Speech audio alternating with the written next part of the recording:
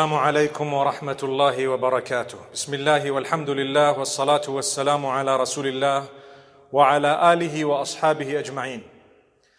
My beloved brothers and sisters, when a child is born, there is a lot of excitement. And Allah Almighty says the child is born upon what is known as fitrah, nature. If that child was to grow up with no contamination whatsoever, it would recognize Allah.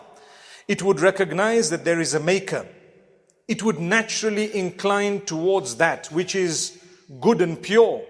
And it would understand many things just by nature. But there is contamination that happens, starting from the parents. So the way the parents want the child to think, or the way the parents themselves think and operate and behave, is exactly how the child will mimic, will follow, and will grow up. So you find some parents, as the child is little, they do not think about how they're speaking. They say whatever they want. As the child grows up, the child repeats the same words, has the same style, swears in the same way. And you have other parents whom, for them, what's important is the pleasure of Allah, salah, zakah, respecting people, speaking in a polite way, and so on. The child automatically picks up this from the parents. This is a gift that Allah has bestowed upon the parents, but it's also a challenge and a test. And then the child begins to show an interest based on what the parents have an interest in. The child begins to show an interest based on what the community that the child is growing up in shows an interest in.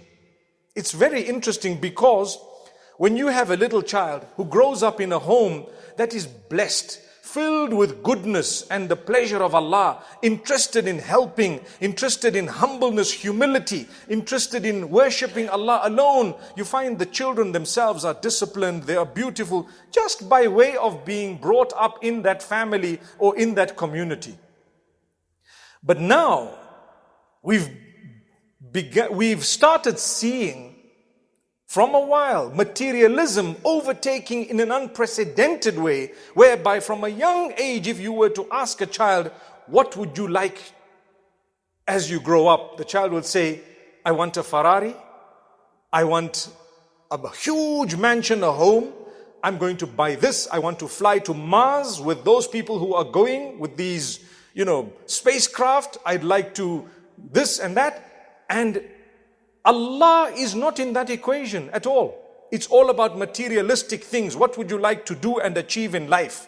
They forget that Allah might never allow them to see more than 20 years. They might die at the age of 20, 15, wherever else it may be, 25. They might go. What did they do in their aim to get to that spacecraft or that Lamborghini or that house mansion, or to own a holiday home in Hawaii, wherever else it may be? In their dedication and focus upon that, they lost focus of the hereafter.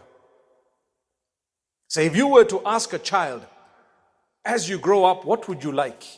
And the child says, I'd like to please Allah. I'd like ultimately Jannah.